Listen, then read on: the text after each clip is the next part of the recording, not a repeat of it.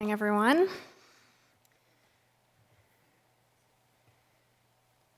We have one item on our workshop agenda that we'll get started with right now.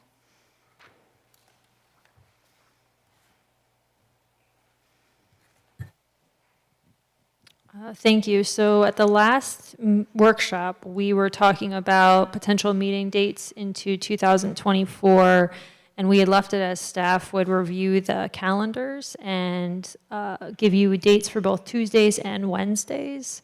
So the thought was maybe we would start meeting on Wednesdays. I mapped out the Tuesday dates, Lisa mapped out the Wednesday dates, looking at when the school board is meeting on Wednesdays. So if we stay on Tuesdays, we'll generally stay like with our normal first and third schedule. There's only two times that we'd recommend moving, which would be that January 2nd to the 9th because of the new year. And then we have just a planning department scheduling conflict, so we move the 21st to the 28th. So that would be the Tuesday schedule. If we go to Wednesdays, what Lisa did here was she mapped out the days that we would know that we would have the auditorium because the school board meets on the same night.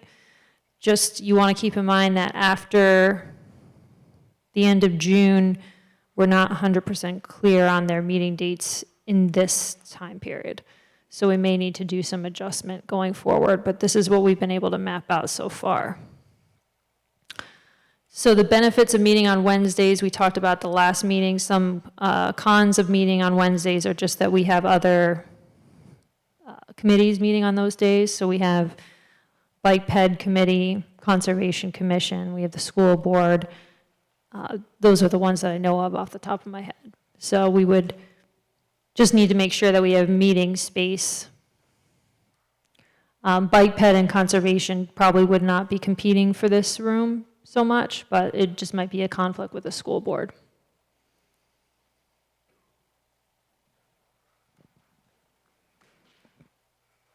Board members, any comments on that right now? No, this is good information, Emily. Thank you. So a few of them, January, they're consecutive. February as well, except for Wednesday. Wednesday is consecutive. Yeah, so in January, we would meet either the 9th and the 16th, which would be consecutive, or the 10th and the 17th, depending on which day we go with of the week. And that's because January 2nd or January 3rd are just right after the holiday there. Sure. The general goal is the first and third. Wednesday seems to work. We would try to keep it on that, but we do have some conflicts, like February 14th and the 21st. We moved it around to be Sure. correspond with the school board. Okay. So the only, another kind of con of Wednesdays is just that we wouldn't always be able to say we're meeting on the first and third. It would have to be when our defined meeting schedule is. Sure. And the time, I guess we didn't really talk about time, but 5:30, we haven't really talked about changing that, have we? No, I thought we were staying with 5:30. All of Okay. our documentation says 5:30. Okay. All of our documentation also says Tuesday, so I guess that's up for the board's review. Any other thoughts from board members? Would moving the time on Tuesday from 5:30 to 6:30 make it easier for members to make it to the meeting? I'd rather stick with 5:30. Okay. And I don't care whether it's Tuesday or Wednesday, but there'll be if we do Wednesdays, there'll be an occasional Wednesday that I'll miss. Okay. I prefer Wednesdays for this coming year, given a conflict I have on Tuesdays that popped up. Any other thoughts? I mean, either day is fine for me. I'd prefer to stick with 5:30 also, just because if our meetings keep going around the same length of time, I don't want them to run any later in the day. Right. Wednesdays are fine for me, and the time doesn't matter. I was just curious if that made a difference, or whether people could make the meeting or not on a Tuesday. Sure. So for me, it would be better later on Tuesday. 6:30 would work, but I agree with other board members. 5:30, I think keeping that, shifting a day and keeping 5:30 is better. Yeah. That would be fine with me. Wednesday at 5:30 is fine. Jeff, are you talking about a lot of dates that you would miss, or just an occasional here and there? At the most, it'd be one a month, but hopefully it's not that much. I mean, when we have the schedule in advance, hopefully maybe I can move some things around, so it wouldn't be that many meetings.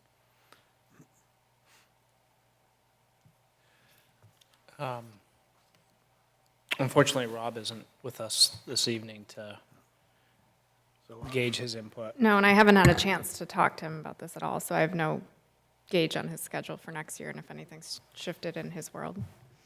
What would be an ideal timeframe to lock into this schedule? Well, if you're not going to adopt the entire schedule, I think we should at least have the January meeting dates available. So if you want to stay on Tuesdays in January, then make this decision in January, that's fine. But I would need to know from my applicants, like the meeting dates in January at least are the 9th and the 16th, or the 10th and the 17th. Okay, if board members are in favor, we could lock into the January meetings, and then come our January meeting, when we have all our board members, we can finalize the rest of the schedule. So keep it for Tuesdays in January? Is that what you're thinking? I guess I would be in favor of Wednesdays in January, if that's, Okay. I can make, 17th. I could do Tuesdays in January. I would be a little bit late to those meetings, but I would prefer Wednesdays. Well, and if we haven't done public notices yet for the January meetings, then we could make that change. We could do the 10th and the 17th. I did tell applicants to plan for the 9th, so I just have to reach back out to a couple of them, make sure they can do the 10th. Okay. Wednesdays. So we're going to do the 10th and the 17th in January, just so that we can prepare over here in planning department, and then we will finalize whatever meeting schedule is going to be approved, either the Tuesdays or Wednesdays at the first meeting in January. Yes, Okay, thank you. thank you.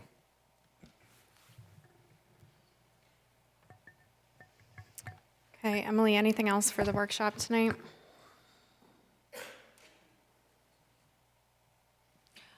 No, thank you.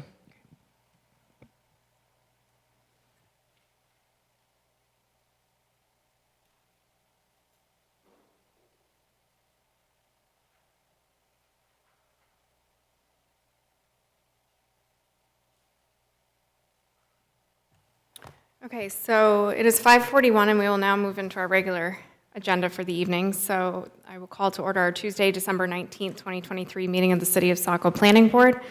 My name is Alyssa Bouchot. I'm the chair of the board. To my right is Matt Provenzel. He's our vice chair. To his right are board members Jeff Grossman and Matt DiCiani, and to my left is board member Joyce Leary Clark. Our other member, Rob Biggs, is absent this evening.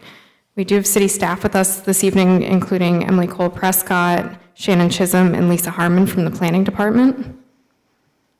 And the first item we will tackle are the approval of minutes from December 5th, 2023. So board members, these are in our packet attached to the agenda page. Are there any comments, edits? And if not, a motion regarding these minutes? Madam Chair, I move to approve the minutes as presented. Thank you for the motion, Matt. Is there a second? Second? Thank you for the second, Joyce. Any further discussion? Not hearing any, I'll call for a vote, starting with Matt D. Yes. Excuse me, yes. Jeff? Yes. Matt P. Yes. Joyce? Yes. And I'll vote yes as well. Motion passes 5-0 to approve. Okay, moving along to the first item that we're reviewing this evening. This is an amended site plan review for RBD Inc., which is doing business as Old Orchard Beach Campground. This is on Ocean Park Road at tax map 29 lot 7 in the highway business and medium density residential zones. So I will first turn to Emily for a staff overview of this item. Thank you. We recommend that the board make a finding on application completeness, hear from the applicant, and receive staff updates, and start the public hearing process. Just an overview is, this was an October 2021 conditional approval by the planning board for the expansion of the Old Orchard Beach Campground. The applicant, as they're under construction in Phase 1, requests site plan amendment now to relocate the maintenance building and move the previously approved campsites from the Phase 2 portion of the project to the Phase 1 portion of the project. As moving those campsites, they put those campsites in the location of where the maintenance building was originally planned.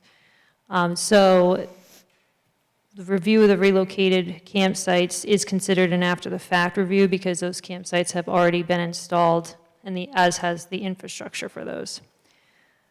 The maintenance building has not been constructed, so the new location of the maintenance building, again, there's no permit issued for that. The code enforcement office is waiting for this site plan amendment review to happen.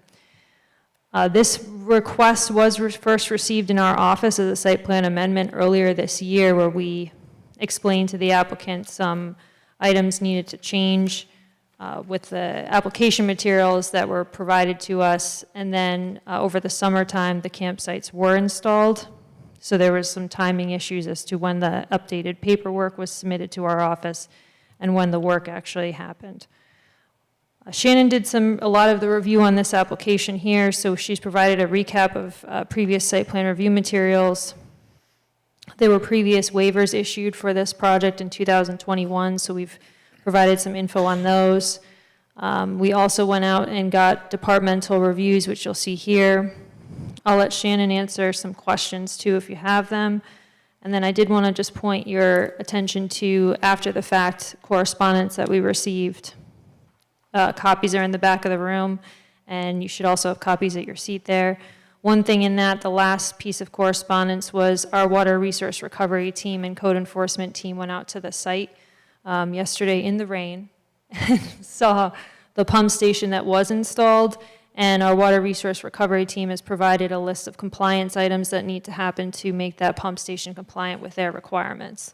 So with that, Shannon, do you have anything to add? That was a great overview. The only things that I have to add from my end is that during the initial review of this project, our city peer reviewers also took a look at this. So our wetland peer review specialists confirmed that the wetlands on the site were delineated correctly. This site plan amendment proposes no changes to the amount of wetlands being disturbed or filled. A peer review was done for the lighting. I know that the initial draft said that the planning board should request more information about the lighting from the applicant. That was prior to me getting the email from Michael Tadema Wieland that confirmed that the lighting from the first approved plan is the same as the lighting for this approved plan. And then lastly, Sewell, our traffic peer review specialist, also took a look at the initial project in 2021, and a traffic impact fee was assessed for the project. And if you have any other questions, I'd be happy to answer them. Great. Thank you, Emily and Shannon. Board members, any questions right now for city staff on the materials regarding application completeness? So we can first make a finding on that. Emily, we don't need to make another finding on the waivers, right? We've just noted that they carried from before. Right, you don't need to Yep. make another finding.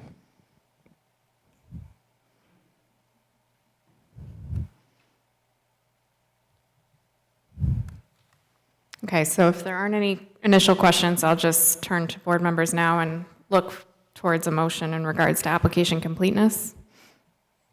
Madam Chair, I move to find the application for site plan amendment complete. Thank you for the motion, Joyce. Is there a second? Second. Thank you for the second, Matt P. Any further discussion? Not hearing any, I'll call for a vote, starting with Matt D. Yes. Jeff? Yes. Matt P. Yes. Joyce? Yes. And I'll vote yes as well. Motion passes 5-0 for application completeness. Okay, why don't we turn next to the applicant, and then we'll still have a chance to ask questions of city staff. So Mike? Good evening. I'm going to try to get my computer up here, or my plan up on the screen. There we go. Wow, that was pretty seamless. Good evening. Thanks for having us tonight. I'm Mike Tadema-Whelan. I'm a civil engineer with Teradyne Consultants.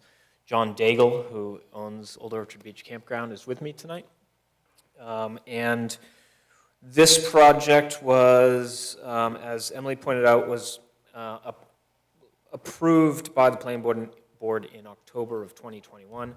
I know, I would say the majority of the board members here tonight were board members back then.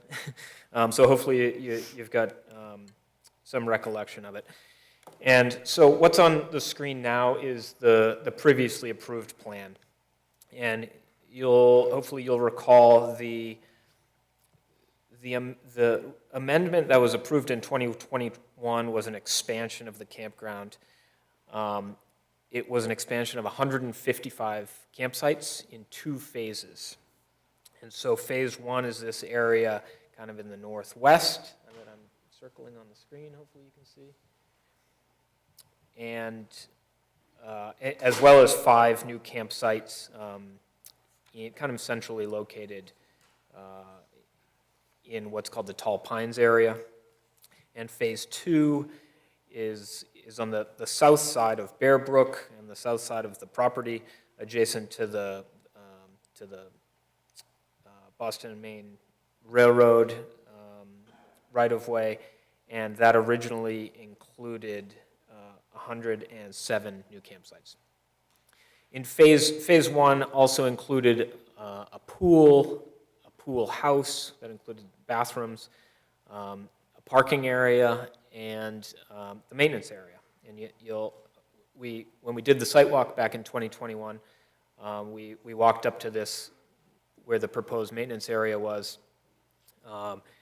and talked about its proximity to the neighbors. We observed the fence back there and the existing buffer that was about 100 well, at the time it was a little more than 100 feet deep from the property line to where the proposed improvements were. Fast forward to this past construction season, and phase 1 was constructed. And during construction, there was some minor reconfiguration of some of the internal campsites, I'll call it. And a campsite is really a driveway with a pedestal for a power hookup and a sewer hookup. And that resulted in I think it was 7. They were able to squeeze, I think, 7 new campsites out of where we were previously showing 7 less campsites. And when they cleared the area for the maintenance yard, that they realized they would really prefer the maintenance yard to be in phase 2, farther away from the Cumberland Avenue area. And they wanted to add additional campsites in that area. It's a nice area. It's private. There is that buffer to the neighbors on Cumberland Ave. So they developed 9 campsites there, and have proposed to move the maintenance yard and building to phase 2. So I'm going to jump now to the proposed plan. And again, so this is the area that was changed to 9 campsites, previously proposed for the maintenance building and yard. And the maintenance yard is now proposed for the southwest corner of the site. It's adjacent to the railroad right-of-way, like I mentioned. To the west is a piece of property owned by the city of Saco. It's used as a snow dump. And then across the railroad right-of-way, there are some, what I believe are residences, but they're at least 100 feet from that right-of-way as well. So this seemed like a good spot for the maintenance building. And so I'll jump to some more detailed plans here. So here's phase one, the site plan for phase one that is essentially complete. And really the big change are these 9 campsites here.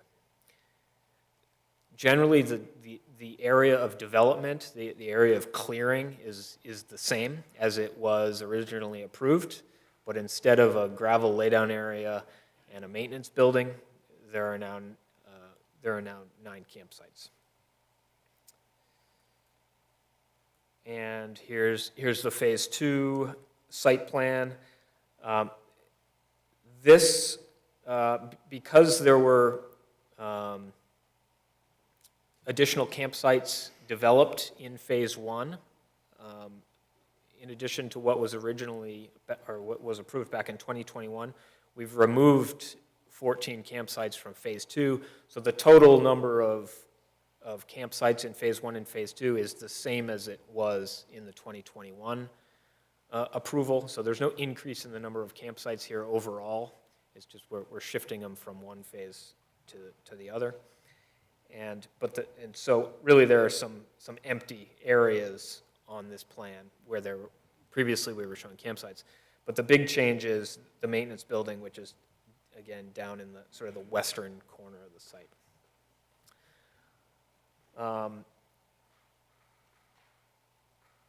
So that concludes what I have to say. I'm happy to answer any questions the board has, and if I can't answer them, John Daigle is also here to help. So thanks very much. Great, thank you, Mike. Board members, any questions right now for the applicant? Matt, and then Joyce, and then Jeff. Yep. Joyce first. Joyce? Matt first. You might be asking the same thing. The railroad tracks that run along the southern portion, are they elevated to an extent? I mean, what kind of embankment are you talking here? I'm just thinking about whether there's some natural buffer from the railroad embankment. It's not a huge, I wouldn't say it's a huge embankment. If it's higher, it's a few feet higher. It's not, I would say it's less than 6 feet, that's for sure, 5 or 6. So what's between the proposed maintenance building and the homes on the other side of the track now besides tracks? Is this open land? Is it trees? So there's vegetation and a fence, obviously. There is a fence that runs along the railroad tracks. What kind of a fence? It's a chain link fence, right, John? Yeah. Thanks. Jeff? My question was along the same lines as Joyce, so I guess to go a bit further, are you going to put any additional buffering between the maintenance shed and the abutting properties? John's probably more familiar with what's out there today and whether or not additional plantings are planned. There are none shown on the plan, obviously. John, do you mind giving a brief description of what's there and what the plan is? So it's kind of shaped like a triangle on that piece of the property. The property line is kind of shaped like a triangle, that is. And where the building is, on one side, there's a buffer and a fence, and then the railroad tracks. So there really isn't any residences there. And then, of course, there's a buffer in between the tracks and those houses on the other side. And if you were to look, I don't know what direction that is. On the north side of that, it's all woods, and it goes to where the CMP power lines are. There's really nothing back there but woods. I would say even the residences that are on the other side of the track, there's significant vegetation on that side of the track as well before you get to any structure. So I'm getting at, so it wouldn't be visible, the maintenance shed wouldn't be visible to the residents in the areas? Without standing out at their house, I can't say that it wouldn't be visible. I don't know if John has a better sense than me. You probably could see it if you were to walk all the way up to where the tracks are, for sure. From inside the house, I don't know, possible, but But at the previous location, that didn't seem to be visible to neighbors. it would have been visible, I think. I but think it was, yeah. There's still 100 feet of buffer there. Yeah, so there is a requirement for any structure to be 200 feet from any residence, and this meets, it met it in the previous location, and it meets it in this location as well. So there is 200 feet to any house. Okay, thanks. Matt? Mike, so phase 1 is complete, Yes, and then this is the maintenance building relocation, that's part of phase 2, yes, and that work is going to begin where that's as complete. soon as possible, yeah. Okay, that's to begin as soon as possible. So then, I remember walking and talking about the previous location, and that road and buffering. So none of the buffering in that area that was proposed has been changed? All the buffering there is done?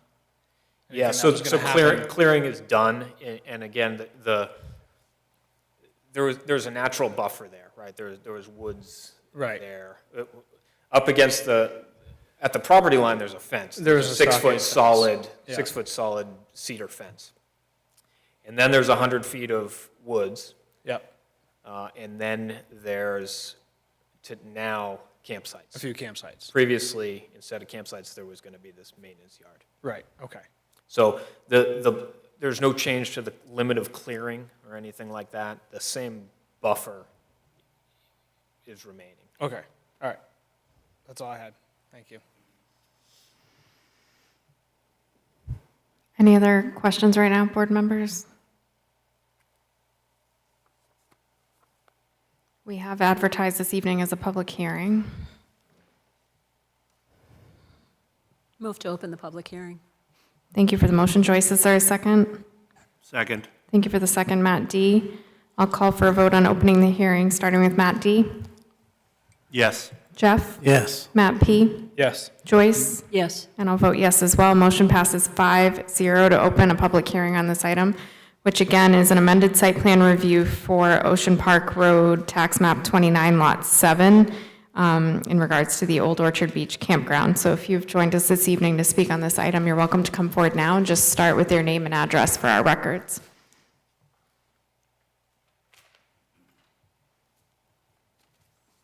Hello, my name is Nicole Small. I live with my husband, Thomas Small, at 47 Cumberland Avenue in Saco. We've been a resident of Saco for 31 years. First, I'd like to point out just a couple things. I found the packet of information that you received this evening interesting because it does not include my email and also copies and pictures of where the new campsites are going. I'm not sure why that was not included, but I had clearly, the reason we're having this discussion is because I have been, my husband and I, looking at our second floor window, which is right where the maintenance building was going to go. We participated in all the previous meetings. We did the walkthroughs. We did everything and really supported John with what he was doing. All of a sudden, I said to my husband, I said, it looks like there's campsites out there. There's no maintenance. What's going on? There is electrical. Are we talking about with the big electrical on each site already done? Okay? I mean, if this is not a bait and switch, I don't know what we can call it. But it truly is upsetting to us. There's several things. So I'd like to know, are we talking tents? Are we talking campers? Are we talking three-season homes? That hasn't even been mentioned. What are they? They're large sites for like, it looks like, for the big trailers coming in. Okay, so that's 9 large, instead of 2 house lots even, we're going to have 9 all-season, probably, campers with, right now, we keep our sliding door shut because of the smoke and everything else, and now it's going to be 10 times worse. This wasn't discussed, at least from our point. There's other residents here in Saco from the street here, so I'm sure they all have a different point of view. But, I want you to, really be clear on what you're approving, because it's already done. I mean, I think this is why it says, actually, in the meetings, it says here, an after-the-fact review. So had I not come in October, would you be having this meeting? And yes, I'm very upset. We went through the process, we did it the right way, and you've allowed this already to be done. They're just waiting for the maintenance now. Thank you for your time. Excuse me? Yes, ma'am. It's Emily. Yes. Would you please resubmit your correspondence? I did Yeah, not. you replied to me several times. So you're talking about the one just The letting. email with the Okay, pictures. so there was. Because that shows them what is there. The picture you have here from the other person, that's not what I submitted. It shows the campsites, it shows the electrical, CMP came out and did all this work already. Okay, I'll go back and make sure that it gets put into the record. But, board members should be aware of what we're talking about. I know y'all just discussed the, the maintenance building, but I don't think you realize what, what this swap, seems like an easy thing to do. But when you've gone through this whole process and then you look out and the work's done, it's literally done. Very upsetting to be a resident for 31 years and have this happen. Thank you. Thank you.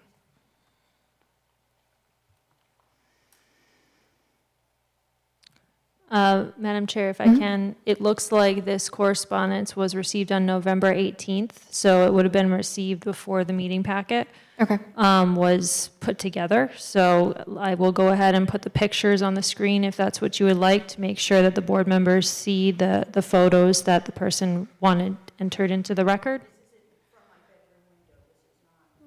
Right, yep, yep. We can put those up now.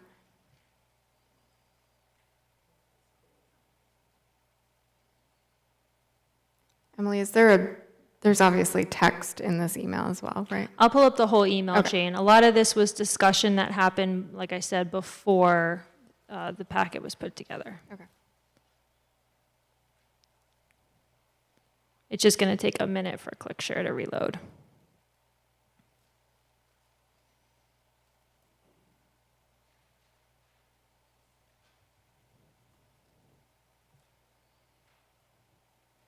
Is this the photo that is being referenced? Okay.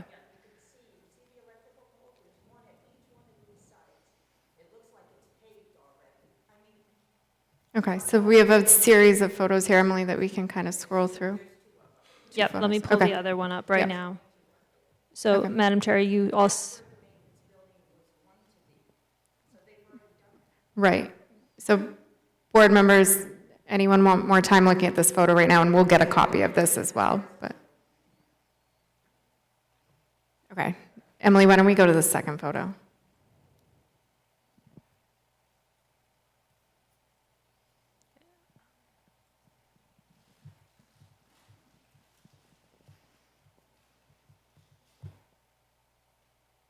Okay, so another angle there, board members.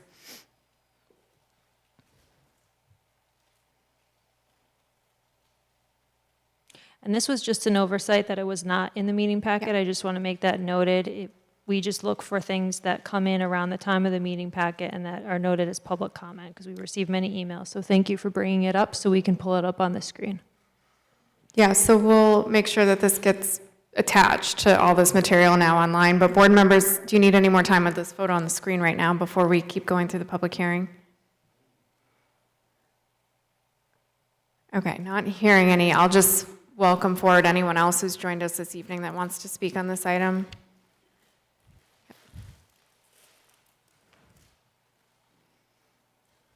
Hello, Chris Blanchett. We live at 49 Cumberland Ave, next door neighbors.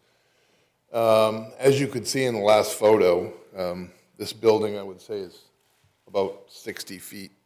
This room is about 60 feet, so 100 feet isn't a whole lot. I've owned an RV, a fifth wheel, a 40-foot fifth wheel for 6 years, been to many campgrounds. I know what it's like. I know people aren't quiet. They're not going there to relax. They're going there to camp and have a good time.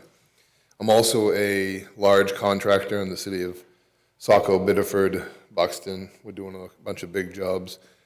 And I know if I built a deck on the back of a house and the code enforcer decided to go drive by, either that deck's coming off or I'm going to pay a big fine. These are not only, like I said, I own an RV. I know what they are. That's a 50 amp. It's got sewer. Everything's there for big rigs or fifth wheels. It's not a pull through, but it's a big area. And to have them go ahead and do this without authorization from the town, as a contractor, that really bothers me, I must say. But as a landowner next door, looking at what there is already there and how close it really is, he said there was woods in between. As you could see, there was one row of trees there. There is a fence that they put up. It's a nice fence. It's just not a barrier for sound or view or anything like that. They own a 2-story. I feel bad for them that their bedroom is right there. You know, you forget to close your shades in the morning, they're going to be people looking in. Other than that, it's just, you know, I understand where they're coming from. Like I said, I'm a contractor. I'd like to bend the rules. I'd like to do stuff too. But the deal is you really can't do that. And I'm sure they've done everything right. But that's my peace of mind, I guess, and as a landowner and somebody that lives right there and an RV owner, you know, and I like to go have a good time when I go RVing, so I know what it's like. So, thank you. Thank you.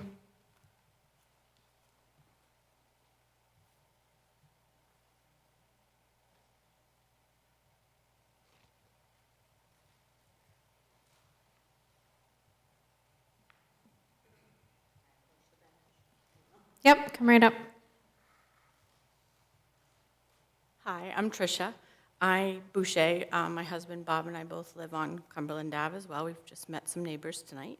I've never been to a town meeting in my life, and I'm coming because we missed the meetings before, but learning what's kind of happened so far tonight, I share some equal frustration, just knowing that things may have not been done the way they were initially planned out. I can also speak to that I don't know if like those sites were supposed to be accessed this summer, but there was already RVs there this summer in our backyard. So that was shocking to come home and see that already happening, because that's not what was initially approved for. So I just wanted to share that. I understand business is business, but something like that, just to be out of context and out of what was planned, just is a little frustrating. So that's what I have to say. Thank you.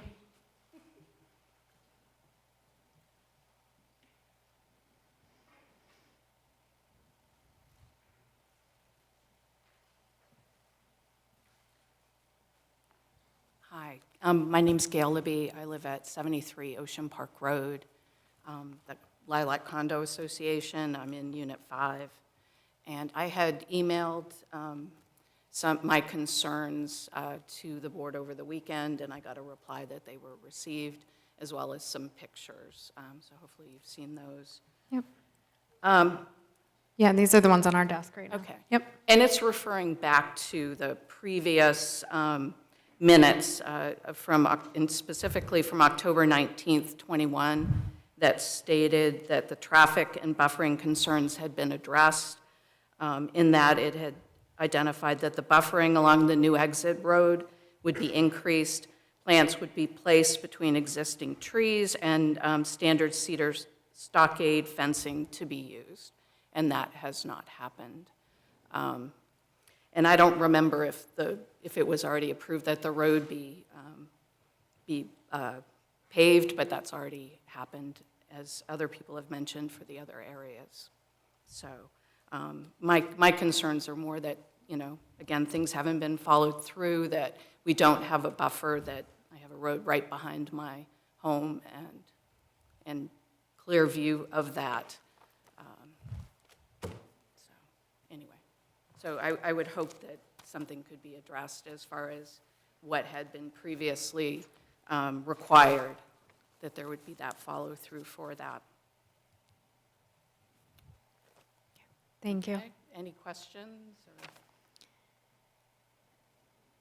Not hearing any right now, but thank you. Thanks.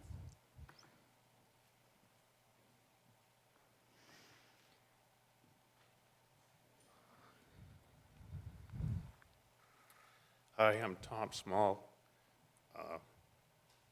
We've lived there 31 years. Anyway, I was all set to take a maintenance building for the back view. I'm okay with that, really. And that was from day one initially. Because I know they don't have campfires at 10 p.m. at night and they don't blast music. Now, I'm not so sure that's going to stay that way. So I just wanted to let you know. That's all I have. Okay, thank you.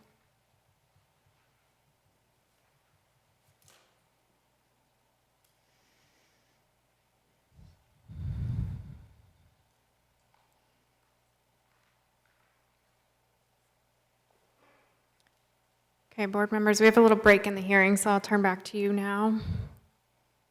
Any follow-up questions, comments? Matt, Dee, it looks like, and then Jeff. It's more of a comment. I mean, it is concerning that there was construction prior to approval or changes here. And from the photos that we're seeing, that it's completed. That is concerning on my part. I don't know what the recourse is for that, if there are fines or impact.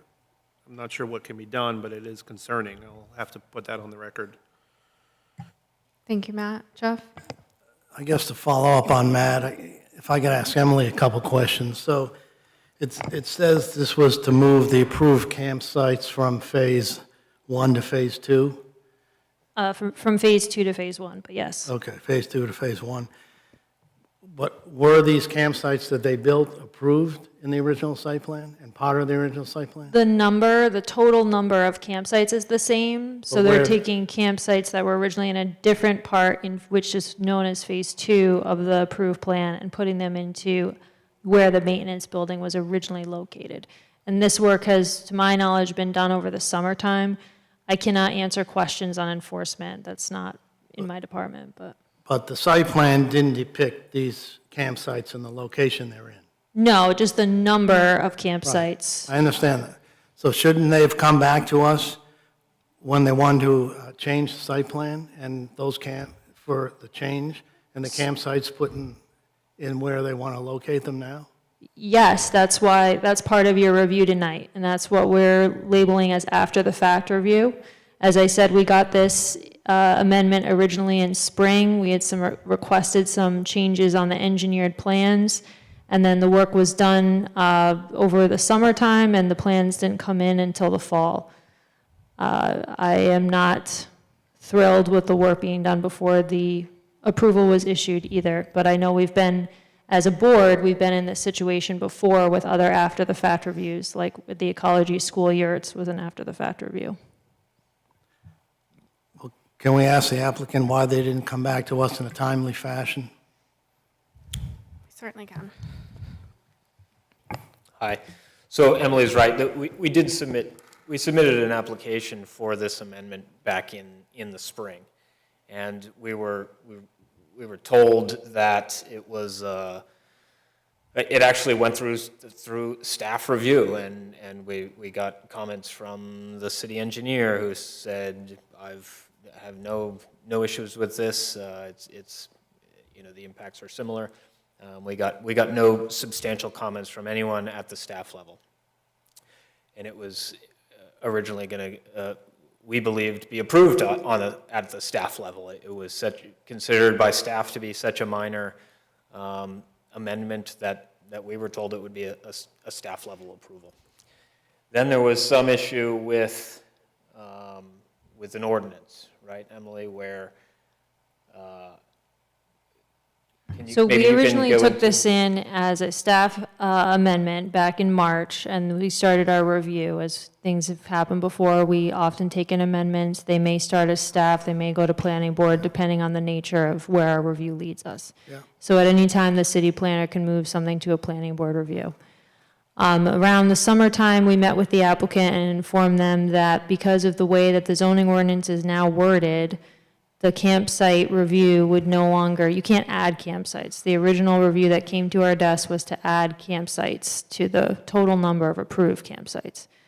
So we said that you can't expand the conditional use on the site because of the way the zoning is worded today. So this came in under, I believe, the 2020 zoning ordinance. So we suggested that if they really wanted campsites in that maintenance building location, to take campsites from phase 2 section and put them into phase 1, so they're not expanding the conditional use on the site. I was not aware that the work was already had occurred or was about to occur. We probably met with them before it occurred. I don't have the exact dates. I was notified through the project closeout process when we get to as-built plans that the sites had already kind of been developed, and it was mentioned in a meeting that we had with them, the sites had already been developed. So, And may I add one thing? The work was also inspected by city inspectors and signed off on. so we had a site work inspector on the site. So I think there was some confusion that the spring amendment may have been approved, even though it was not listed as approved in our records. And there was never an approval letter that went out from any No. office. No, there was never an approval.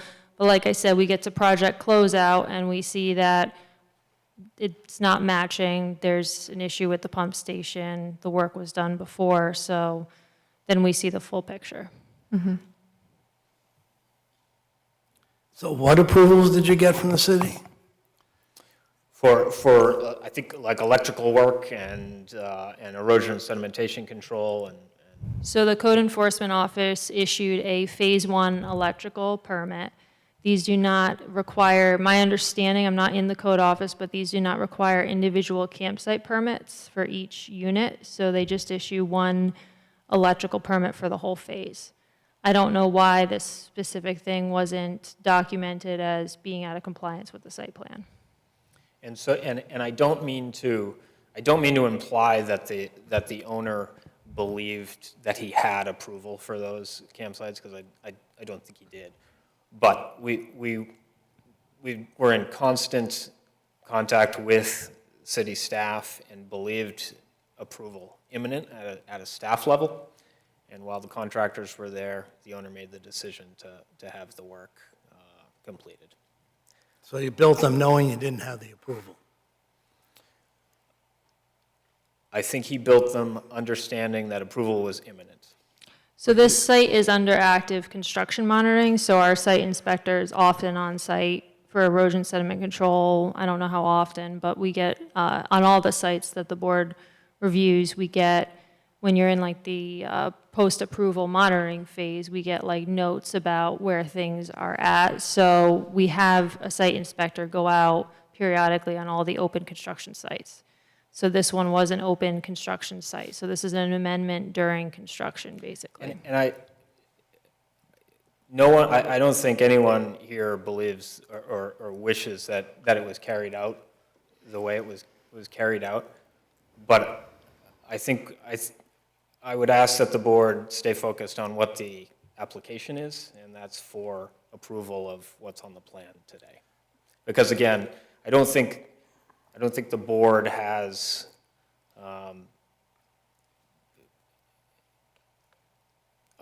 like I said, unfortunately it was built before there was approval, but I think the fact that there's an application before you, that's the role of the planning board at this point. Do you know when they were built? Over the summer. May, August, September, what?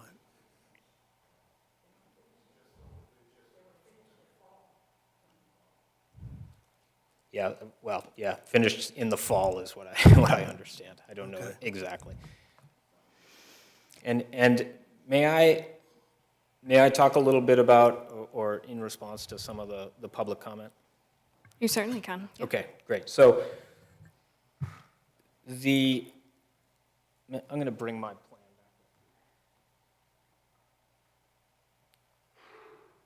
back. Reconnect, if I may.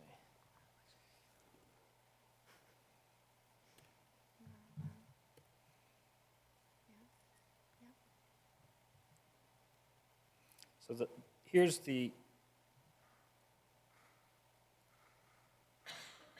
the previously approved plan. So, oh, I'm sorry.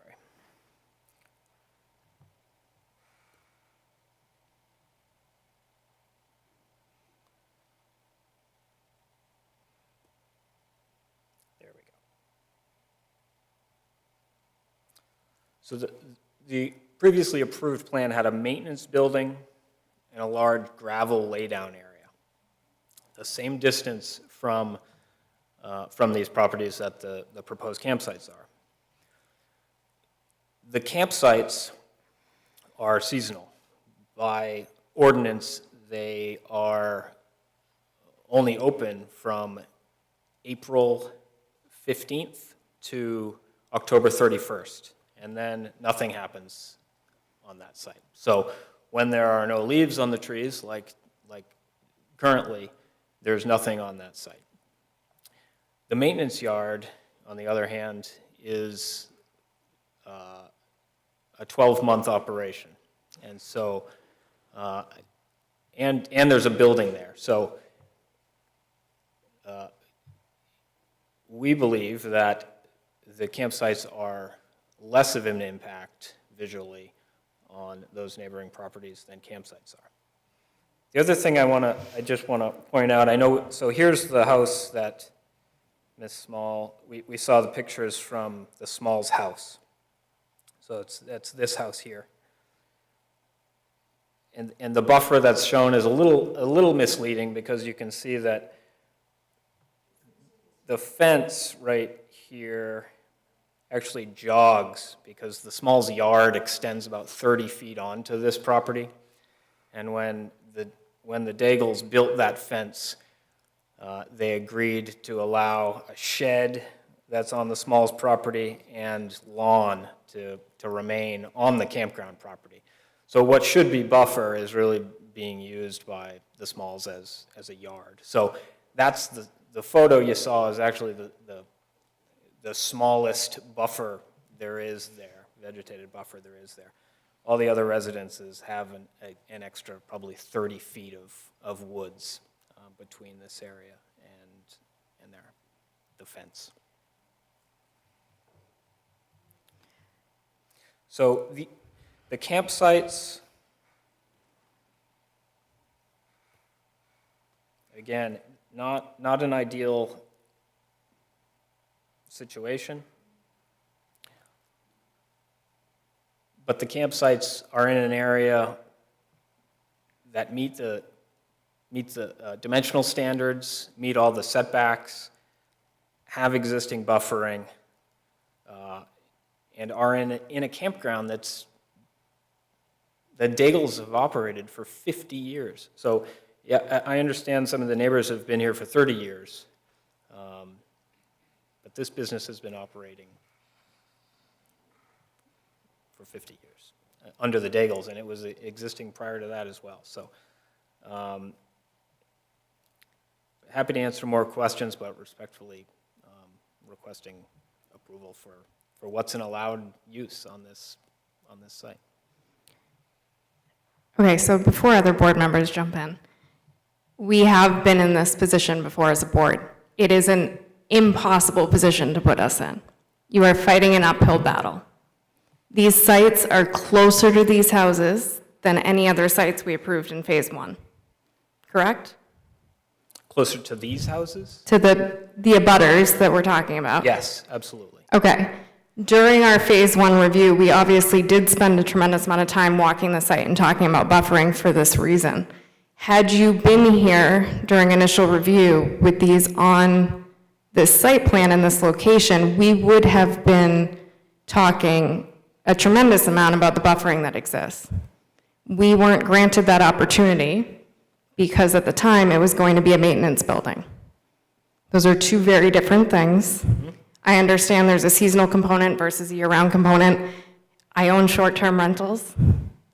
My guests are louder than my lawnmower sitting in my shed. Bottom line. So because we're now dealing with a completely new vibe, for lack of a better word, in that part of the site plan that is very close to the closest residents you have as abutters, we have a problem, right? So my 2 cents is that we need to start talking about maybe how we're mitigating this. It's obviously, there's a lot of confusion between the city and you guys over the summer, but there, it seems like was never any type of approval letter that went out from any department, period. There was never a staff-stamped amended plan. We didn't have a chance as board members to sign anything, and the public hasn't had a chance until tonight to start to weigh in on this. So we're now on a different journey with you for this. Any other thoughts, board members?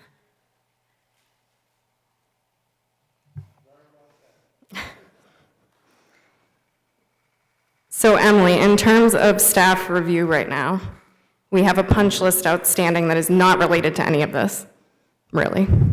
So the sites, the campsites shown on here, we found out were connected in a different configuration than was approved for sewer. And so that is the reason for the water resource recovery memo, is there was a pump station installed in here. I don't know if... So their email and their punch list, some of that may not have even been listed had these particular sites not gone in that location already. Yeah, they went specifically out to look at the pump station in these sites and to let the applicant Okay. know what type of permitting would be needed to bring them into compliance, and then what type of compliance items would be needed for the pump station to be brought into compliance with sewer standards. So in that memo from Riley, are all of these items in regards to just these 9 sites, or are some of these items in regards to the site plan in phase 1 as a whole right now? These are just for the, so he has a pump station to serve a maximum of 10 campsites, but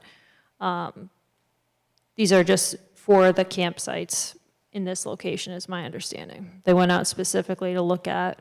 So these aren't this area. outstanding items from the other phase 1 construction? No, this Okay. is specific just to this request, this after the fact install. Okay.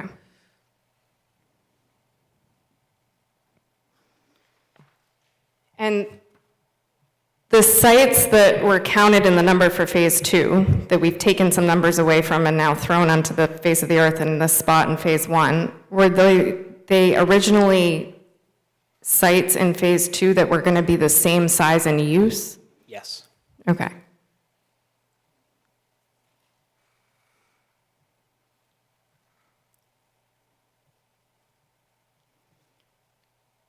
Okay, so Emily, we have obviously just staff comments relative to each department going out and doing what they're tasked with as far as inspections, but not necessarily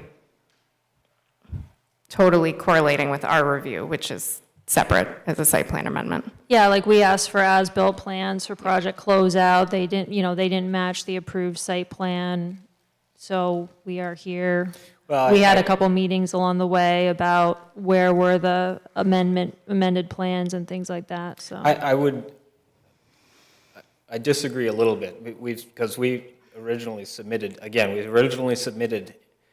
a site plan amendment application for this back in the spring, and those plans were reviewed by staff. So the town engineer reviewed those, and so he has looked at the changes to stormwater management that happened because of these 9 sites.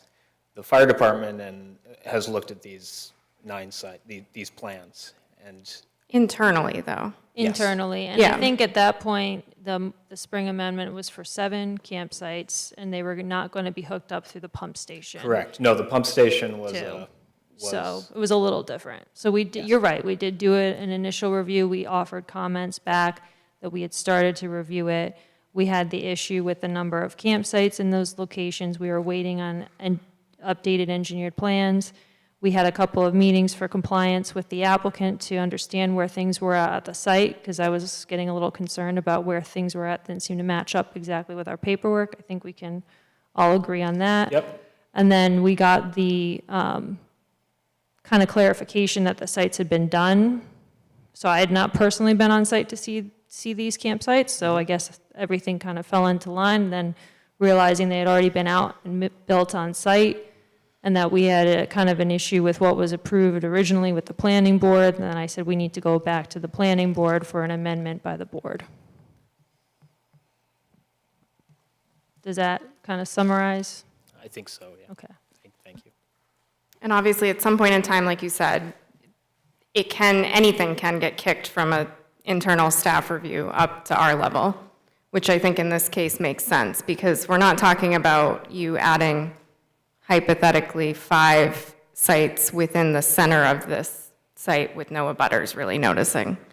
This is now in an area that, when we approved the original site plan, wasn't going to have turnover of guests that close to these houses. Correct. Yeah. And it sounds to me like we're heading towards a discussion on buffering. And that's certainly something that we can look at. We can come up with some additional buffering vegetation, to some evergreen vegetation, to do some additional screening. We've, again, the fence and the mature deciduous trees, I believe, do an excellent job when the leaves are out. And again, we can supplement that with some evergreen vegetation. We're happy to put a plan together for that.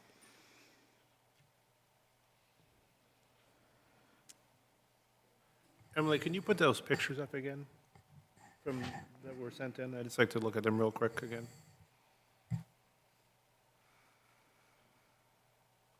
Mike, can you just click Oh, sorry. yourself off?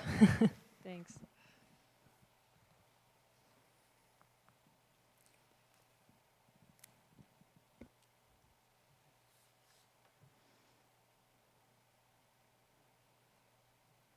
I think the second one is a little more helpful because and it doesn't seem as zoomed.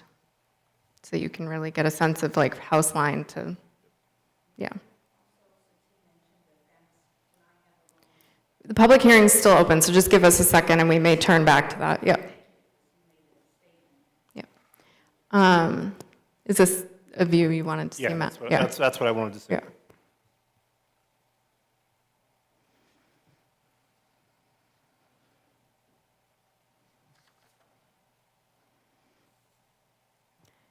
Emily, do you happen to know if like COs are issued by phase for something like this, or how the COs get broken down?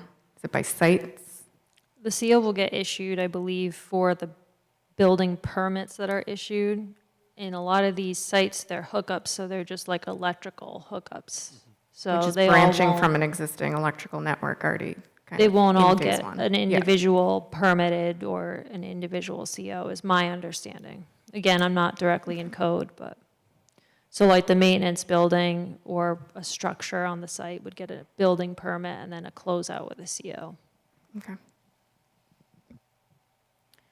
Board members, any other questions, comments right now? We do, as I just mentioned, still have the public hearing open. Madam Chair, I had a few. Mm-hmm. Mike, are you able to give us an idea, sort of these paved areas with the power? Their corresponding locations here on the plan to a number? There's a few here. Yeah, so you're, I think, approximately looking at, the closest ones would be shall I bring up my plan again? I don't know if you have one. There we go. So again, it was from, this is the house where Sure. those photos were taken. So, I think if that photo was taken straight ahead, I think you're looking kind of at 556 to 558, and then across the access drive to 551 to 553 would be my guess, but it's hard, And kinda hard is for me to it, tell. is it typical that the power is located towards the back? It of is, the- yeah. Okay, So a typical site it'll have a driveway, and then at the back end of that driveway is the pedestal, which is the electrical hookup. okay. While you have your plan up, can you show us the previous location of these campsites? Yeah, so,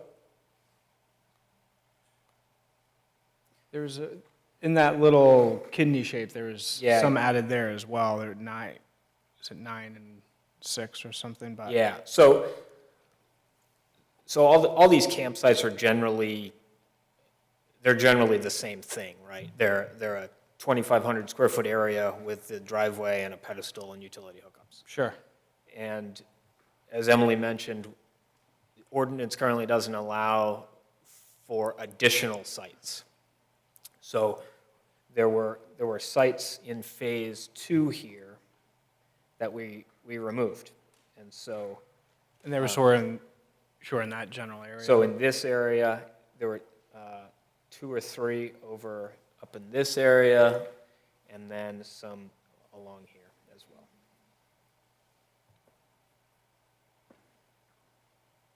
So the total number of sites approved in phase 1 and 2 is 155, and and that remains the same. okay. In this area here, was it just sort of determined, I guess, during the field conditions that it wasn't a good area, topography or whatnot to, I guess, of all of the locations that you could have relocated? What specifically So about those? Yeah, so staff tells us that, that the ordinance, that there were some mistakes, Emily, is that how you would categorize it when the I don't ordinance know was? if they were mistakes, but it's been written out where like, you can't expand campsites anymore. We used to have a clause, you could expand campsites that were in existence since 2012. I don't know if that was just something that got left out or if that's something that needs to be brought back in. So we were going to bring that up as a housekeeping ordinance discussion item to see if that was intentionally left out or if it needs to be added back in. I don't remember a discussion on it. I was here for most of the project, so I don't know why it would have been left out. But right now, you cannot expand a campground, and so this original application also included additional campsites, which would not fall under the conditional use provisions right now because of the way the ordinance has been redrafted in 2021. So Matt, to answer your question, what we were told was the city is going through a process to add the ability to expand campgrounds back into the ordinance. And so it's the intent of the applicant to, once those ordinance changes are made, to come back and add those campsites back to phase 2. Okay, I understand. We have that as a housekeeping ordinance amendments. You know, the list that we discussed last night with the planning board and city council, campsites is listed as one of them, and that we plan to have that on the list to bring back if the board so chooses. I don't recall discussion on that item during the DOR process. So we are considering that it was probably a dropped item, but we want to have that review with the board. Thank you. And then last question, the connection for that force main gravity towards Cumberland Ave there, did that require additional vegetation to be removed through that area? So there is an existing sewer stub from Cumberland Avenue across one of these properties. John, was it this one here? It appears to be that one, yes. Yeah. So the applicant has an easement across this map 28 lot 19, and there is a sewer stub from Cumberland Avenue onto the site. So the force main was connected, so no additional vegetation there was no necessary additional vegetation clearing there. Okay. Those are my only questions right now. Thank you. Great, thanks. Other board members? I am aware that there's maybe one, if not more, people in the audience that might want to speak for a second time. So board members, that is something we're able to decide on during public hearings.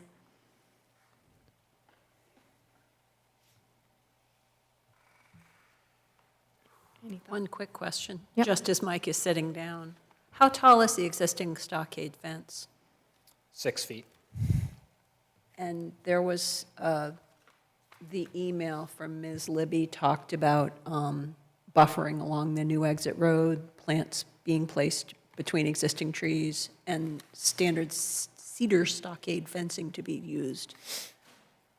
Are we talking about different fences Yes. here? So we're talking, if you look at the plan I have up, we're talking about this area.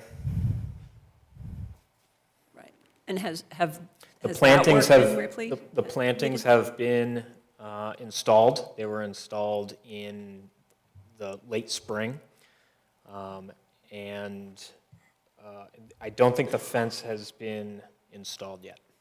But there's just one section of fence down adjacent to this single-family house. But all the landscape, there was a landscape plan or a buffer plan included in the 2021 approval. Right. And that's been carried out.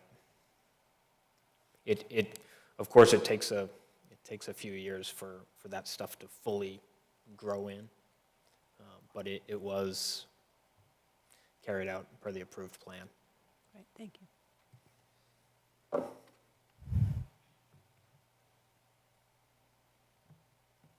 Any other comments, questions, board members?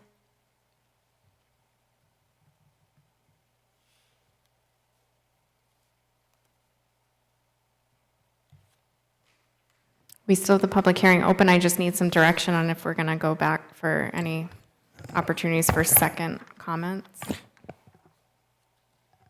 Jeff? I guess, I'm not ready to approve this. I'd rather see them come back with some type of plan that mitigates the damages that they're going to cause to the abutters by changing the plan without having our approval. And, some type of landscaping plan and buffering plan. Okay, thank you, Jeff. Any other comments? Joyce? Yeah, I mean, I would agree with that there's definitely some additional impact here during the season. And I understand it's kind of hard to get an impression with photos being taken in December of what this looks like in the summer months. But I think adding some evergreens would definitely go a long ways toward buffering the noise and the smoke coming from campsites.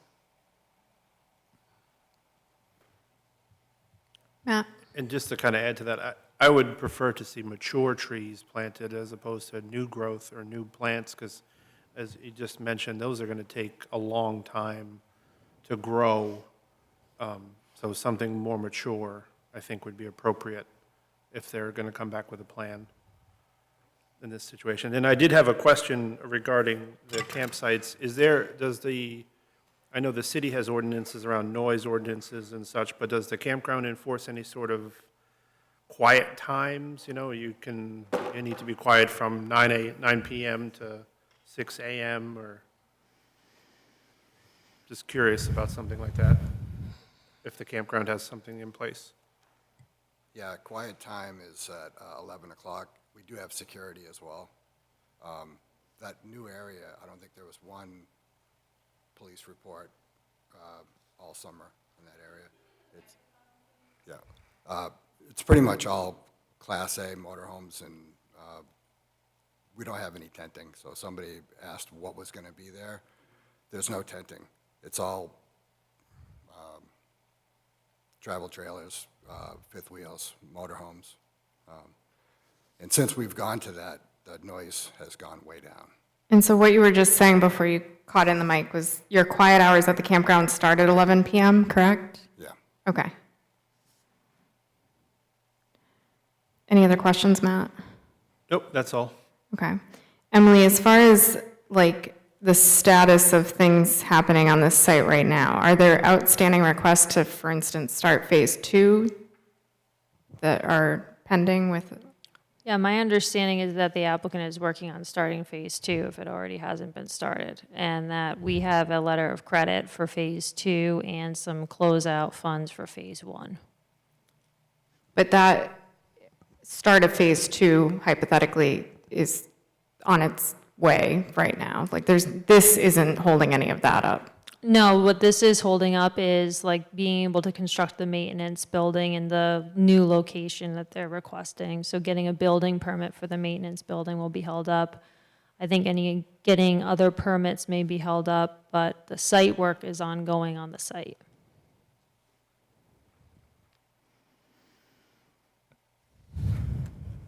Okay, so as far as like our review is concerned at this point, this has now come before us. It needs some sort of planning board action on it before something like the maintenance building can happen. Yes, before the maintenance building can get a building permit. Okay. So board members, back to you again right now. Jeff, I heard you express your interest in basically continuing this review for the applicant to come back with something. Correct. Anyone else, any thoughts on next steps? Yeah, I agree with Jeff, and I like Matt's suggestion of some more mature plantings so that there's actually some impact to the buffers right away. Because, I don't know, having planted arborvitae that are a foot tall, they really don't do much for a number of years. I'm still waiting on my lawn, 10 years. Okay, so as far as action steps for tonight, Emily, I know we still have a public hearing open, so we obviously have options to continue or close that. And then we do need to make some clear asks of the applicant. Right, if you're going to continue it, just please explain what you want to see. Like the buffering is good information. If there's anything else on the maintenance building you want to see, I think that now would be the time to make those asks. Okay. Madam Chair, I guess to answer Emily's comment or question there, the maintenance building in that location, given the discussion we had about the maintenance building previously, I don't have any major concerns there. I think as far as continuing the discussion regarding landscaping and to Matt's comment and suggestion, I guess I'm curious to understand from the applicant or the type of buffering, I guess when you say mature trees, and typically we do want to see something more significant than scraggly looking little 2-inch elements, but that the woods back there, from the photos we could see, it's old. There's significant trees there with large, high canopies. So I guess I just want to make sure when we say, I guess mature, now I'm being detailed, but something significant for appropriate screening, whether it's, Correct. I know we don't want to say bring in 8-inch. Yeah, not a 100-foot tree that's going to have high branches, with something that's going to fill in those spaces. That's a little more significant than a small tree that you just plant that's only been growing for half a year, Sure. right? It's, Yeah, that's let's what make if you're going to make a change, let's make an impact. I yeah, think that- I understand. that's sort of- understand. Does that make sense? It does, yeah. Yeah, that's the- Absolutely. Okay. Right, whatever's appropriate, right? I'm not an expert in the landscaping field, Neither am I, but we. But there are do people have- that are. yeah, yeah, exactly. right? That's something that would fit in that space and be appropriately sized and such. Okay. Any other questions, comments, board members? Okay, we need to make a decision on the hearing first. I think there are members of the audience who'd like to weigh in on following up to this discussion, and I would be in favor of continuing the public hearing. Yeah, I'll second that. Okay, so motion to continue then, Joyce? Sorry, do we have to do a motion to continue a public hearing that wasn't closed? Are you, just for clarity, are you looking to continue to back up. another night? Is that what we're looking for? Yes. Yes. Okay, so then yes, you So would that there's- continue to future meeting January date. 10th. Or If this is on that agenda, right? Yes, I would assume that we'd have a buffering, it seems like a good amount of time, so. Right, so there can be some feedback after people have a chance to review the plan. Yep. Okay, so to answer your question, yes, I would love an actual motion for that. So I move to continue the public hearing to such date as the applicant returns with a landscaping plan.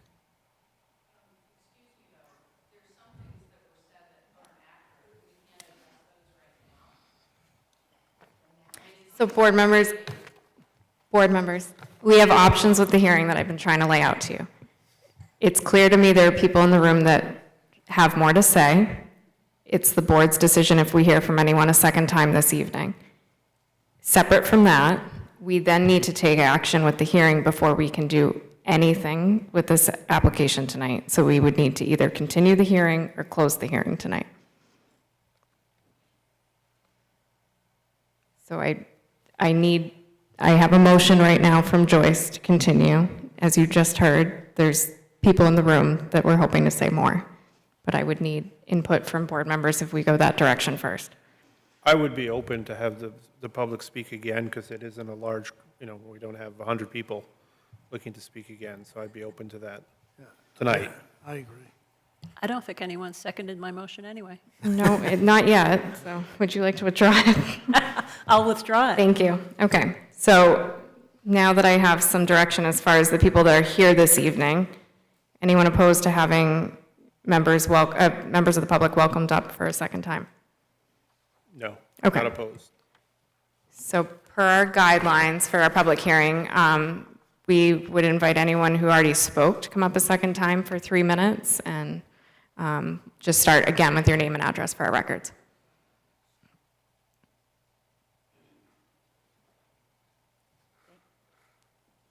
Thank you again for giving me 3 minutes. I'll take about 10 seconds.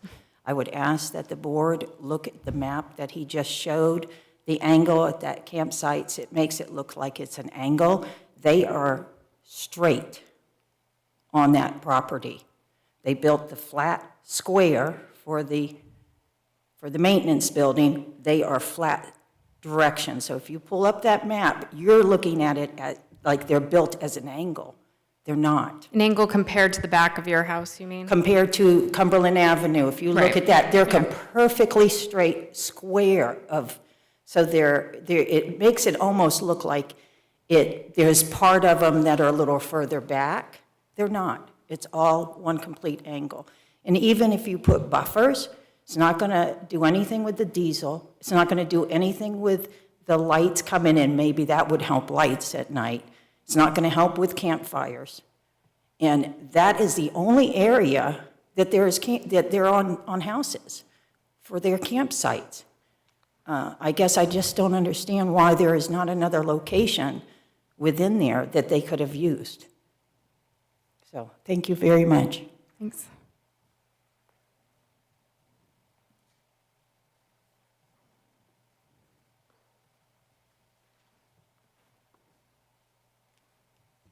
And even though it doesn't affect me, I guess I just have to say that. Gail, if- can you just start with your name again for the Oh, record? excuse me, Gail Libby.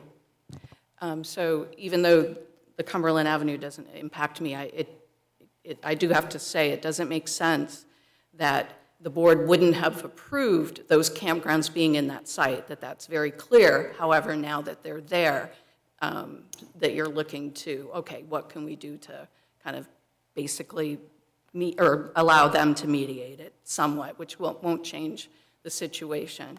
But I do want to just say something about what I had shared with the board. So, and you can certainly share the pictures that I sent, but there is no new growth. There's nothing that has been planted. The little strip behind our association is owned by, I don't remember the man's name, but he's in the White House that's on Ocean Park Road, okay? So he owns that. That's the only buffer that there is. And then beyond that is a paved road that goes out. There's nothing been planted. The road has been paved, I can tell you that, and you can see that from the photos, but nothing has been planted. And then the fence that was mentioned that has been put up, that's actually the neighbor. That White House is right next to that road. And he put up like just a stockade, kind of whatever, 6-8 foot to block part of his backyard. So nothing has been done there. A stockade fence, something to be a barrier. It's also a little bit disconcerting to have a paved road behind your place, and people, what it feels like having access, or close access to your home. I have no barrier. We have no barrier there. And you can see that from the photos. Also, just that, I know that it's mentioned, well, the woods kind of fill in. That is true over the summer, but, September, October, the leaves are falling. In the spring, they're not quite, full. So it really does impact the area. Okay. Thank you. Thank you.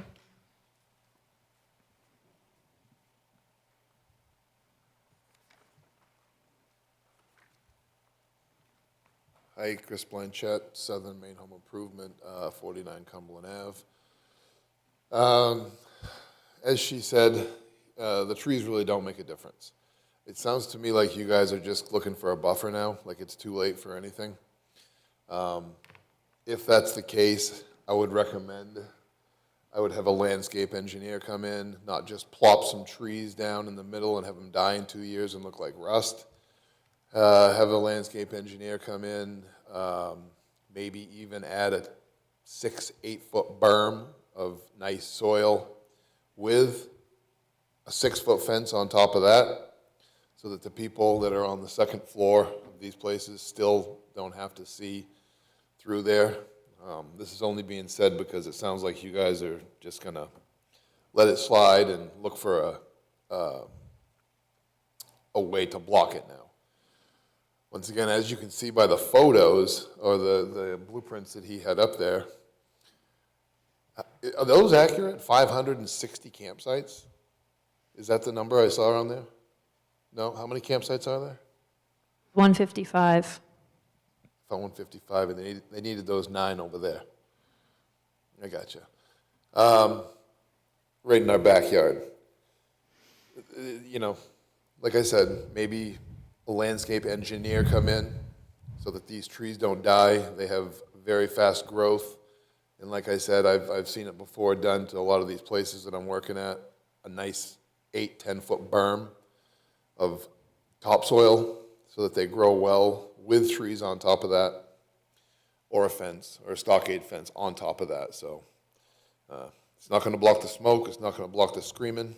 It's not going to block the partying, throwing the beer cans around, but it's going to do the best, I guess, that it can, since it looks like there's not going to be any change. So I appreciate your time. Thank you.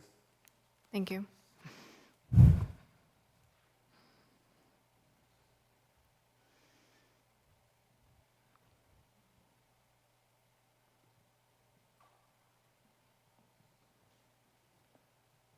Hi, good evening. My name is Inga Brown, and I live at 161 Simpson Road.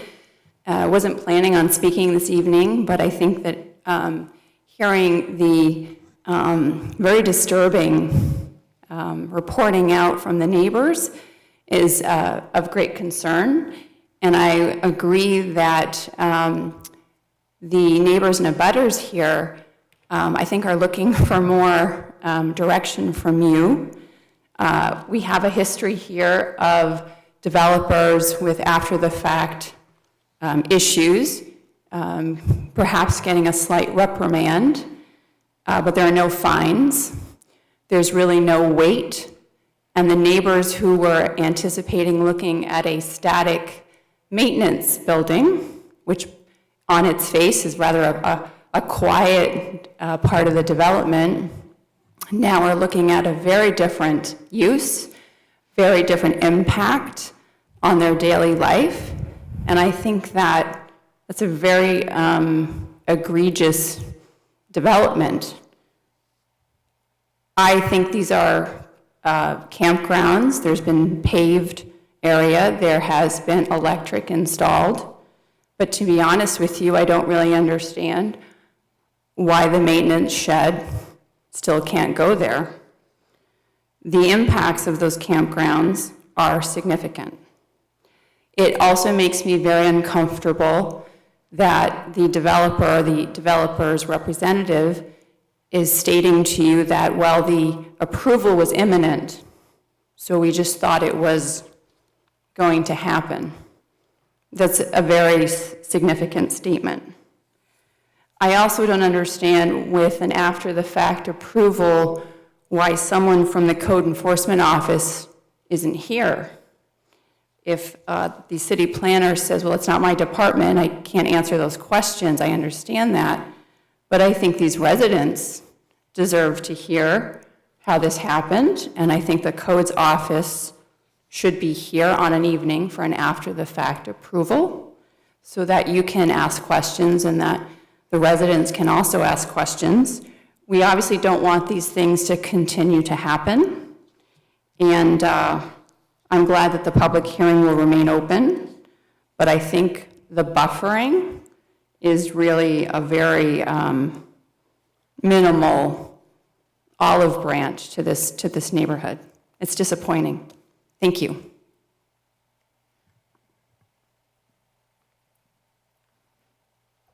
My name is Jessica Ricker, and I live at 49 Cumberland Ave.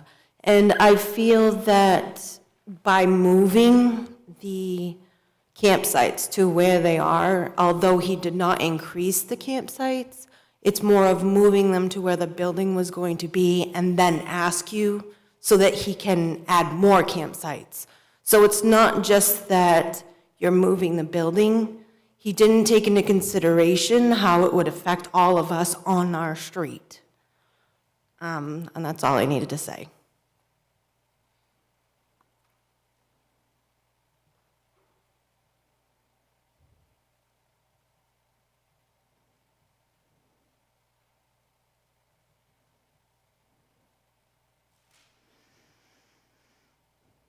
Okay, board members, there's a lull in the hearing again.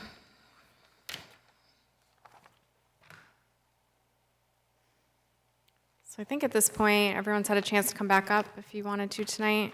So back to the discussion about next steps in regards to the hearing at least, which is one step we have to take. So our options are to continue the hearing to a future meeting date that this application is back on, or to close the hearing tonight. And we can also, if anyone wishes to continue to leave it open for a minute for any discussion, feel free to do that. Jeff? Can I ask Emily a question? Yep. So, since this is after the fact, what are our options? So you're reviewing this as an application before you. You are not, the planning board is not an enforcement arm of the city, so your options are the same as if any other type of application came before you. So we don't have the option of telling them that the maintenance building has to go back where it was? So you could certainly ask the applicant, you can ask the applicant any question like that, But just keep in mind that this is under an original approval. There is construction on the site, so there are original approvals for at least the number of campsites on that site and a maintenance building landing, obviously in the location where these campsites have been developed. You can ask the applicant any question, just like we've gone over with city attorney before, but at the end of the day, you are asked to review what's in front of you. But I guess what I'm getting at, we don't have the authority to make them put the maintenance shed back there and remove the campsites.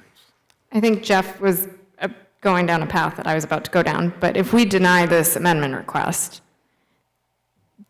they are left in a position where what they have for approval already is a maintenance building in this location. So they would then, if they want to propose something different again, have to come back for a new amendment, correct? I believe so, yes. If you wanted me to gather any additional information and report back at the next meeting, I'm happy to do that.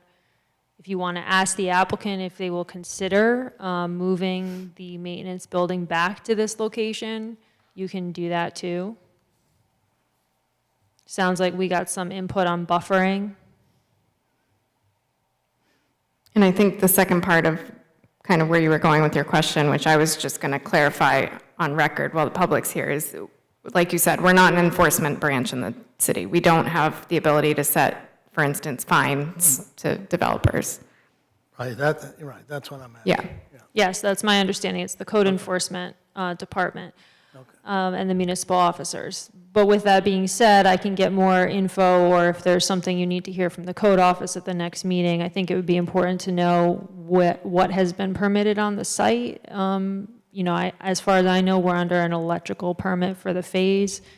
Have other things been permitted? I don't have all that history. Yeah, I'd just like to know our options, you know, what we can do and what we can't do. So if you could get us more information on that, I think that'd be great. Yeah, I think your options tonight are you can ask the applicant to consider moving the maintenance building back to where it was and the campsites back to where they were. You can ask for additional buffering. You're reviewing the amendment as you would any other application, but it would be good to have that additional data as to what has been already looked at by the city. Is that what I'm hearing? Yeah. Okay, thank you. And just to be clear too, because it is standard that we would hypothetically request someone from code enforcement come to our meeting. We would request that to you. It's not a default, it's not a given. So board members, beyond Emily checking on like what has already happened for permits from that office and gathering information for us, are there any more requests from her? It is not a given that someone is physically going to be here at the next meeting. Well, can we ask someone from code enforcement office to be here? Yes, you can ask, and I can ask if someone can be here, but I do want to just point out code enforcement is short-staffed right now, so that may be a tall ask. I understand, but if we could at least ask. Sure, I can make the ask. I can get the data as well. Okay. Joyce? So since it was suggested, can we ask the applicant, what about moving the maintenance building back where it was supposed to be and moving these campsites back to where they were originally proposed? Yeah, the applicant wishes to move forward with what's currently proposed, which is the 9 campsites on the plans you have in front of you, and the maintenance building moved to Phase 2. And we would obviously welcome the opportunity to show you what we can do with buffering in order to mitigate these the perceived impacts to the abutters. And I want to also kind of dispel what I'm hearing about a maintenance yard. So a maintenance yard for a campground as large as this is not the same as someone's lawnmower sitting in their shed, right? That this site has excavators, backhoes, dump trucks, stockpiles, in and out of that maintenance yard and maintenance building constantly, so.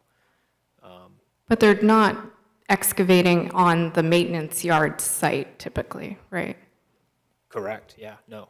They're just parked there and moving back and forth to sites that are getting worked on. Yes, And typically during the daytime hours? Yeah. Is that During correct? business So hours when you'd have workers. Business hours? I'm assuming you don't have guys using excavators at 11 PM. correct. Is there, I mean, this may seem like a silly question, where is the maintenance shed today? It's actually, it's in the Old Orchard Beach side Side. of the campground. It's up next to near the entrance. So you would be replacing that completely and moving it to a new location? Yes. Okay.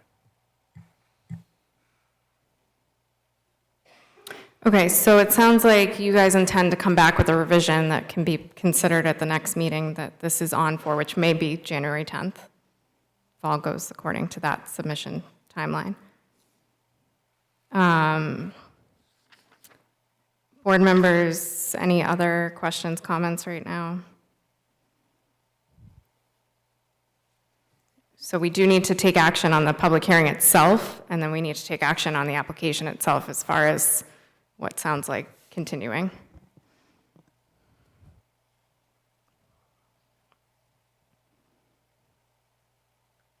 I'd like to move to continue this application to the January 10th hearing date, Including the public hearing. including the public hearing. Okay. Thank you for the motion, Joyce. Is there a second? I'll second it. Thank you for the second, Jeff. Any further discussion? Not hearing any, I'll call for a vote, starting with Matt D. Yes. Jeff? Yes. Matt P. Yes. Joyce? Yes. And I'll vote yes as well. Motion passes 5-0. Thank you. Thank you. We're going to take a short break before the next item.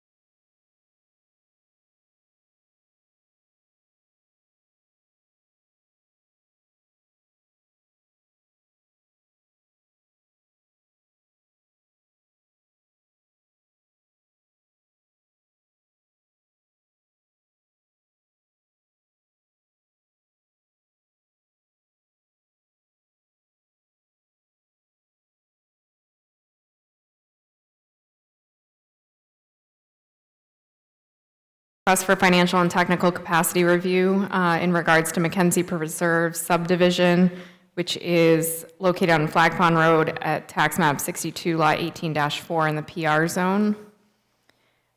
So we will start with the staff overview, and actually, before we get started on this, I do need to turn to my board members and also to the applicant and just share that since we gave final approval to this subdivision, I've had a client go under contract as a buyer in this development.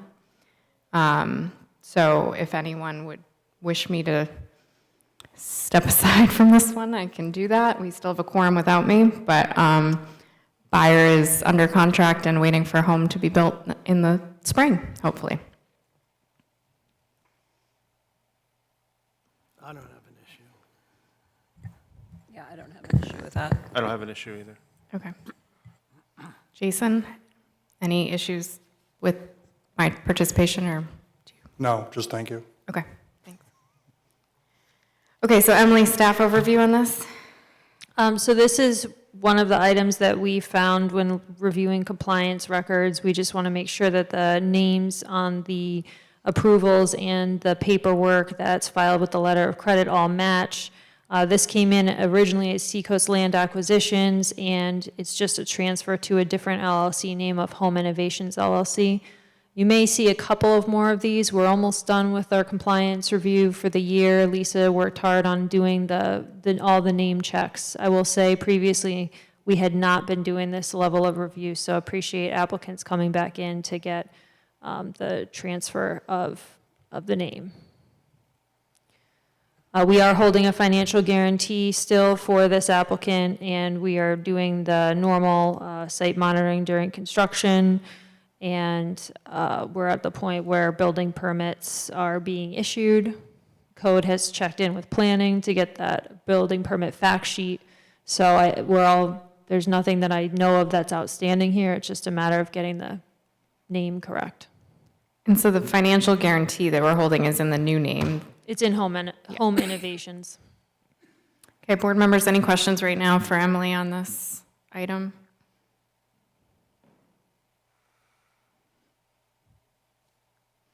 We don't need to make a finding on any completeness of any kind, right? No, okay. And this is not a public hearing, correct? Okay. So board members, it's really just questions, comments. Jason, do you have anything you want to add? No, I think it's just, we just decided to just switch over different LLC names, so Emily just kind of wants to make sure her paperwork's all in line, and we're just here to help her out. Joyce? And what's the ownership of Home Innovations LLC? Is that a single-member LLC? Are you you're the Yes. sole member? Yes. So you're the 100% owner of Seacoast Land Acquisitions and the new company? 50%, and I can sign on behalf of Seacoast, and I'm 100% on Home Innovations. Great, thanks. Any other questions, board members?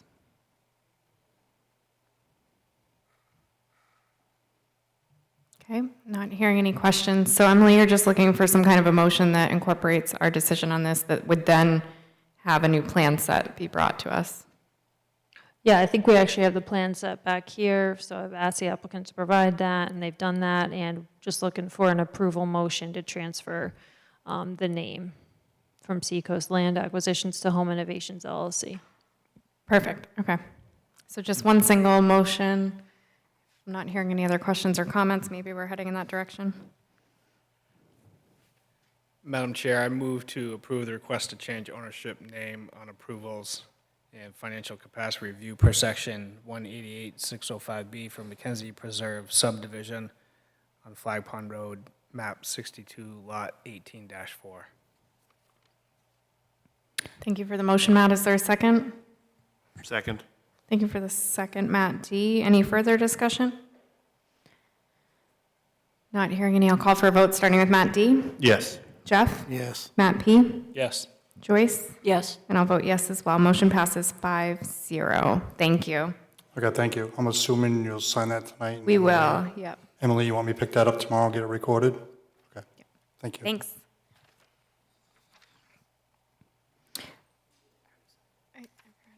Okay, moving on to, Emily, we have a general correspondence item now. Yes, I don't have general correspondence tonight for the board, but if we did get something that someone wanted me to send to the planning board, we have this general correspondence category now, so I can just forward it along to you. Great. Okay, so next we would have planning department updates. Yep, so we issued a minor site plan approval for Biddeford Saco Dental at 485 Main Street. We also held the pre-con meeting for the project. Last night, we hosted, planning board and council met together to have their normal joint meeting, and we had PowerPoint on different items that the board was working on. We have posted the PowerPoint and memo from last night's meeting right on the More section of the council's web page under the agenda section for council, so you can go and find all the materials right there. Jada Drive in the Fosterfield subdivision was accepted as a city street in December by the city council, so just an FYI.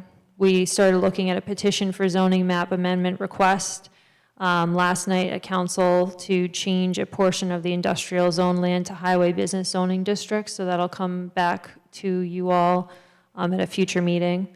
We attended a second neighborhood meeting held for the HEP Solar Farm off Berry Road, which will be coming to you in either January or when we have responses to comments ready to send you. And then a neighborhood meeting was held in November for a housing proposal at 32 Ferry Road. And we did get the ecology school traffic monitoring report for December, so we will include that in the January general correspondence item, so you have it for your records. There were no red flags on that. And then you can review proposals with the planning department under the projects under review tab, so I'll just keep saying that every time. sacomaine.org/planning. Thank you. Great. Board members, any questions on any of those updates? No, thank you, Emily. I do have an update. I want to thank Alyssa for all your work on the board. And we do have a little thing to give you here when you're ready. I think we also have planning board comments on here too, so. Oh, thank you. Yes, I'm sad to be leaving you all. I'll be thinking of you on Tuesdays. Yeah, or Wednesdays, correct, yeah. I'll think of you often. But yeah, I appreciate how far the city's come since I started working with boards and committees in 2015 when I bought a house here. So everyone's doing great work, and the planning department's really like running it the best it's ever been. So I'm excited for you guys going into the new year. And I'll miss you. Okay, good. Anything else? Are there planning board comments? Is this just an open placeholder? This too is part of the planning board SOP. So now we'll have planning board comments as well as general correspondence on every agenda. Can I actually ask a general question? I guess this comes under planning board questions. There was a front page article in the paper this week, last week, about the small houses on Route 1, and all sorts of problems with the construction and all. And in the article, they mentioned that they contacted the planning board, and we were not responsive to their complaints. Is there any reason why someone would come back to the planning board when they had problems with construction? It doesn't seem like the appropriate group to contact. So I assume this was some sort of misreported or misinformation. I'd have to go back and read the article, Joyce, but I'd be happy to follow up separately with you. Yeah, I mean, I don't imagine they're coming back to us asking for the approval of the subdivision to be revoked.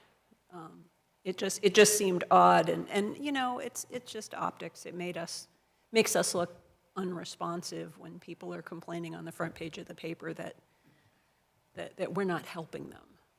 I know the article you're referring to, so I can go back and kind of reread it, follow up.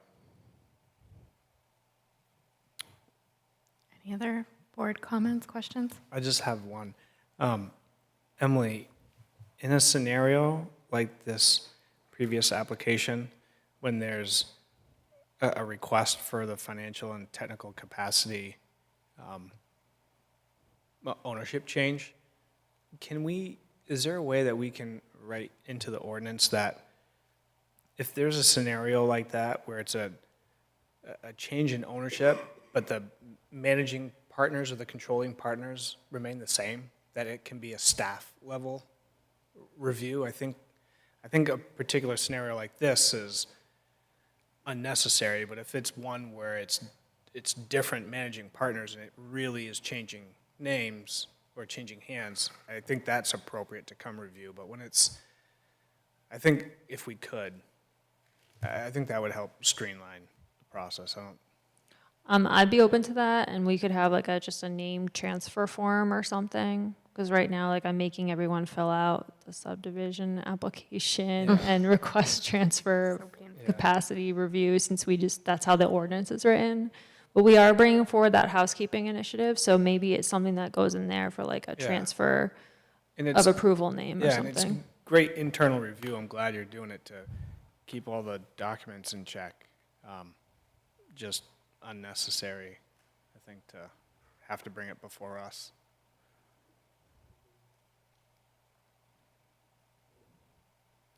That's all. Any other board comments, questions? No, we all secretly voted that you can't leave, though. I'll be thinking of you and that And by secretly, that she wish means- in 2024. she means so secret she didn't tell anybody. Yeah. It's great. Okay, anything else tonight? It's an early night. No? Not hearing anything, then it's 7:35 and we will adjourn for the night. Thank you, everyone.